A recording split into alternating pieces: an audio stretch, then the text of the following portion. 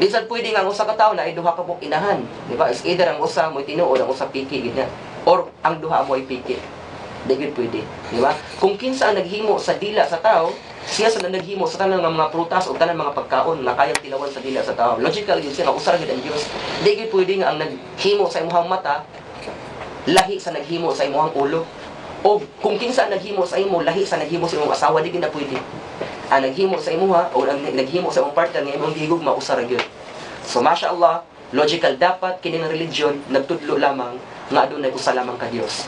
Tan-aw nato og practical ba ni siya kay inumanta nga ang ikaduha nga formula dapat logical o practical. Practical ka nga ang usa ka religion magtudlo lamang og usa ka Dios. Tanawa ganing kini mga musimbag bato. Bisag unsa pa kani kapagano, bisag musimba panig mga baka, mga Hindu, kini mga Amerikano. Musimba sila mga Diyos-Diyos, mga idol. Bisag unsa pa kani sila kapagano, pero panahon gani nga madigyas na madakin-as na sa hagdan, ang isinggit nila, oh my God man. Di man sila man yun, oh my gods. Daghan ilang tawgon. Di ba? Kini mga Bisaya, ang musimba og mga Diyos-Diyos. Og mga dakin-as ni, Diyos ko, nakadungog na bakag, na dakin-as niya, may nung siya, mga Diyos ko, tulungan niyo po ako, pero nilang daghana ani.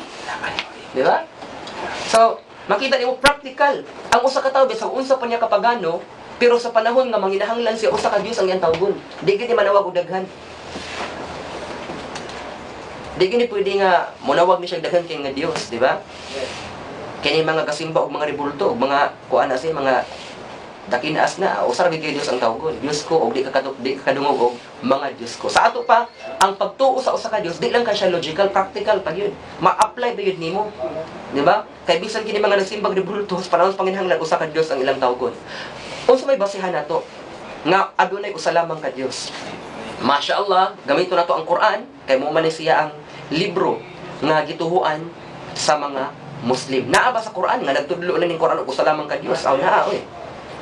Miingon si Allah subhanahu wa ta'ala, at ang Diyos mo ay iisang Diyos. Sa Kanya lamang ikaw ay tumalima. Masya na nasa Quran, chapter 22, Suratul Hajj, verse 34. فَإِلَهُكُمْ إِلَهُ وَاحِدٌ فَلَهُ أَسْلِمُوا وَبَشِّرِ الْمُخْبِتِينَ. Muna'y giingon sa Allah subhanahu wa ta'ala, ang Diyos mo ay isang Diyos, sa Kanya lamang ikaw ay tumalima. Sa Quran, chapter 22, Suratul Hajj, verse 34. Sa Biblia, sa gati, naghanas bersikulo sa Biblia. Wag yung bersikulo sa Biblia nga ang Diyos usaw niya nahimong tulo, wag yun. Di ba? Biblia, John chapter 17, verse 3. At ito ang buhay na walang hanggan, na ikaw ay makilala nila na iisang Diyos na tunay. At si Jesus bilang iyong sugo. Klaro kayo, iisang Diyos na tunay. Huwag mo ingon nga iisang Diyos na tunay, pero nahimong tulo. Di ba? So, klaro ka sa Biblia nga, usar yun. O daghan pa mga bersikulo. Mark chapter 12, verse 29. Pataling hugyo Israel, ang Ginoo nga atong Diyos, may usa lamang ka Diyos. Si Kristo mismo ni ingon, iyang gi-include, iyang kaugalingon. Ang Ginoo nga atong Diyos, apil siya.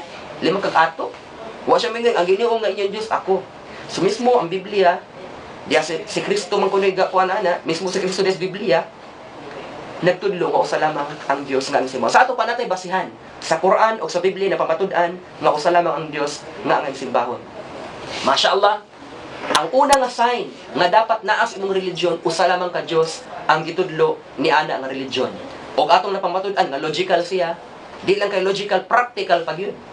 Og dunay basihan gikan sa Quran o sa Biblia.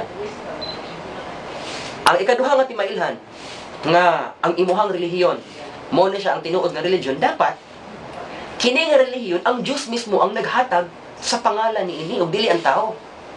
Di ba? Dapat ang Diyos mo naghatag sa pangalan ng religion, dili pwede ang tao mo magatag-hatag. Okay, karon ha ang tinuod nga relihiyon mo ni ha atong tawgon og kuan. Unsa man ang ebanghelyo ni sabay pangalan na ng grupo diha. For example, iglesia ni kuan. Iglesia ni San David. For example, tao ray maghatag, di na pwede. Di ba kay gikan man sa Dios ang religion, dapat siya may maghatag ni ini. Muna yung logical ng explanation. Ang Diyos ang nagpahayag ng kanyang relihiyon sa makatuwid, sa kanya mismo nagmula ang pangalan nito. Alangan nga ang Diyos may nagpadala ng relihiyon niya, gikan ang pangalan, gikan kang Brian. Di ba? Posible ba na, Brian? So, di pwede. Dapat logical. Kung asa gikan ang maong relihiyon, dapat siya mismo ang maghatag og ngalan ni ini. O, tanaw to practical ba ni? Ang pangalan sa relihiyon, makatotohanan. Kada bang Matinud-anon si og at na isa sa buhay ng tao kana bitong imong mapanginabuhi ba. For example, Islam, mashallah.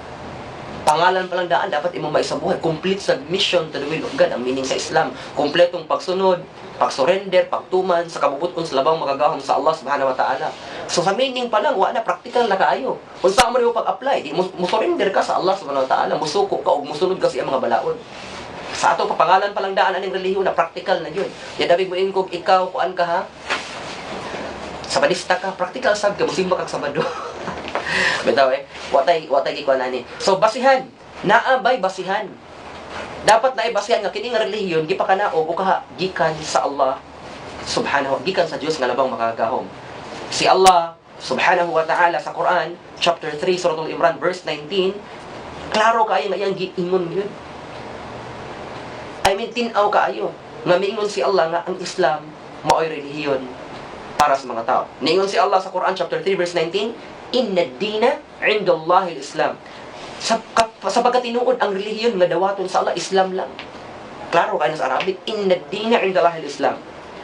Og daghan pa sa chapter 3 verse 85. Wa may yabtaghi ghayra al-Islam dinan fala yuqbal minhu wa huwa fil akhirati minal khasirin. Kinsa man ang magpili og laing relihiyon gawa sa Islam, dili kini pagadawaton kaniya. Og sa ulahing adlaw, siya mapabilang sa mga tao nga talunan, mga nangapildi nga mga tao. So, mashallah, klaro kaayo sa Quran. Apan, sa Biblia, sa Old and New Testament, wala may nabanggit diya nga Judaismo o kaha Kristyanismo ang relihiyon nga ihang gialay o kay ang iyang gipadala para sa mga tao. Wala ginabanggit diya nga Judaismo o kaha Kristyanismo ang nakuan. Basig na, walang takabalo, basig na yung mga kuan karon maminaw nga mo yun siya naaman lagi. Ako man lagi nabasa ang Kristyanismo. So wala, natay trivia. Kabalo ba mo nga ang word Christian, dili Christianity, Christian lang, appeared only 3 times in the Bible. It was first used by the pagans in Antioch. So it appeared 3 times in the Bible after Jesus and not during his time. Dili sa panahon ni Kristo, kung dili pagka wala ang sa kalibutan, yung mga disipulo ng atog Antioch o gitawag silang mga Christian, mga Kristiyano. So Acts chapter 11 verse 20 na mabasa sa Biblia. So, das Biblia, wag ito ay nabanggit diya nga muni ang religion. Pero sa Quran, tinaaw kaayo na atay ebidensya, muni atong basihan fact nga ang Islam mo ang relihiyon nga gipili sa Allah para sa mga tao nga mo'y atong sundon. So, logical, mashallah, practical o basihan nga dapat si Allah, dahil tungod kay siya man ang nagpadala sa religion, dapat siya ang muhatag og pangalan ni ug dili ang tao. Kung kanang imong religion gikan sa tao o kaha sinunod na sa tao, wala gyud tao.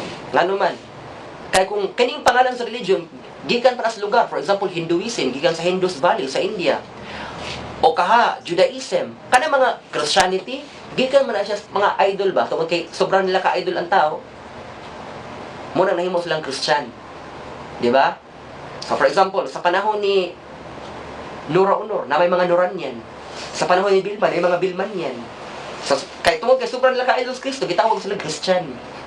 So, tungkol kay nasa lagi idol ng mga tao, diha gikan sa tao o dili gikan sa Allah ang pangalan ni ana nga religion.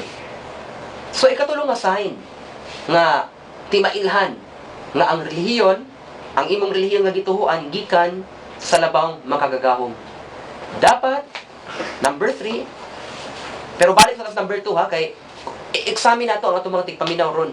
Kung katong number 2, ang ilang religion ba gikan baning pangalana sa labang makagagahom? Kung mismo ang labang makagagahong ba ang naghatag sa pangalan sa religion, basin dili ba? Basig, magdebate lang, kay ingon rabang uban nga, ang among religion, gikan kita na sa labang makagagahom. Kay matod sa John chapter 3 verse 3, you cannot enter the kingdom of heaven unless you will be born again. Liman ka, born again, gihisgutan des Biblia. So kami na na. Nga mo ingon rabang yung mga Roman Catholic sa kuhan, Mateo 16:18 nga, sa ibabaw ni bato pagatukuron ko ang iglesia, sila man kuno na iglesia ni Kristo man kuno na, iglesia ni Romano Katoliko man kuno na. Pag ingon nga iglesia Romano Katoliko palaban iglesia ni Kristo, ingon sila nga unsay kamo taka-taka ra mo interpret ana Roma din size. O pangumustahay ka mo sa usap-usapin agis bala ang halok sama sa nang iglesia ni Kristo nga nangumusta ka ninyo patay tanan tanan relihiyon nahas Biblia di ay. So wa sila magkahiusa kung asa gid ang gihisgutan sa Ginoo nga mahimong religion, kay di man gid religion ang gihisgutan diha. So, i-examine na to kung ang inyong relihiyon ba naabag na sa Biblia ko ang Diyos mo ginaghatag ana. Kay kung gikan lang gani na pangalan sa tao, so tian ko kung mga kaigsuonan nga medyo nasala ang kasakto nga dalan. So number 3, dapat naani siya sa religion mo, siya ang sign nga ang imong relihiyon tinuod, ang imong relihiyon sakto. Unsa man ni? Kini nga religion dapat complete way of life ni siya, ganap na pamaraan ng pamumuhay. Di ba? Gitudlo ni ini maong relihiyon ang tanan. Di ba? Ganap good, complete good. Logical ba ka ha? Tanaw na ito, makapasar ba ni logic ha? Kaingon man ta nga, ang bawat sign, ang kada timailhan sa religion, tanda, atong salahon pinaagi sa formula, dapat logical, practical, o basihan. Tanaw na to, kining number 3 nga sign, ikatulo, dapat ganaa sa religion, ganap na pamamaraan ng pamumuhay. Logical ka ni? Atong tanawon, og logical ba?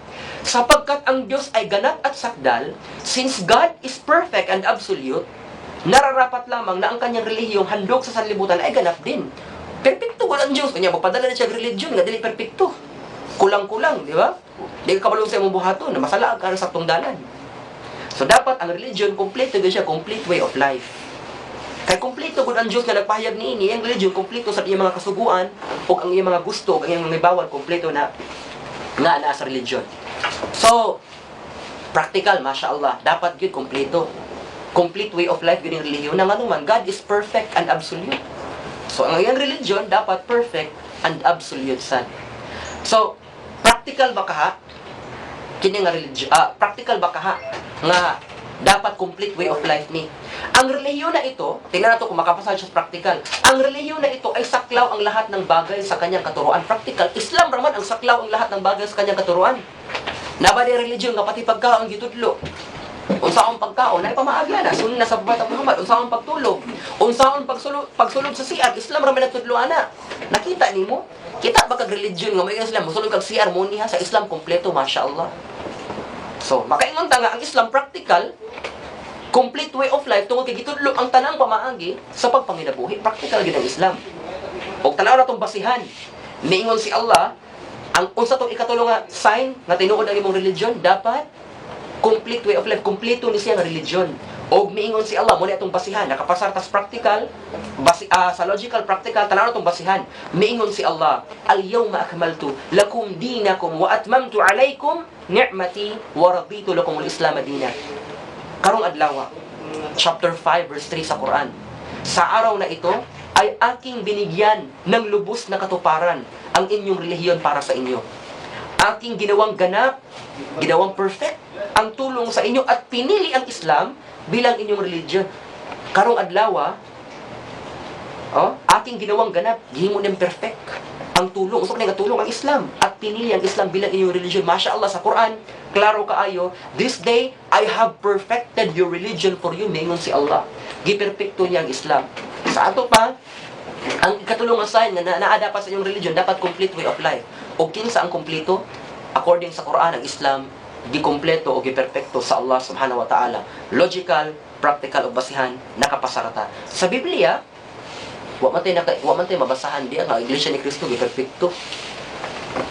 Ambot lang basig na Ang Roman Catholic, wasa ko makaingon nga perpekto, kay nahanglang pa man sila unsa man ni. Napaman sila yung mga gawas Biblia, napaman sila yung mga tradisyon sa simbahan. Mashallah. So, walay na banggit diyan giperpekto ang Christianity as a whole. So, ito yung fact, basihan. Okay, basihan, gikan sa fact. Ang Islam ay hindi naghihiwalay sa estado at relihiyon sapagkat taglay nito ang panlipunang alituntunin at sagradong batas mula sa Diyos. Sa Islam, og naay mangawat, di naman kamuadto sa judge. Nga nagtuon ra banig batas sa balaod sa tao. Unsa may atong isilot ani? Di na nanas Quran tanan, mashallah. So, ang Islam, kompleto tanan, binakinal mo atos dyan. Kung na'y magkasala, sa Quran at mabase, mismo sa source sa Islam. Okay, so touch. It's now 2 o'clock. This time check is brought to you by Primavera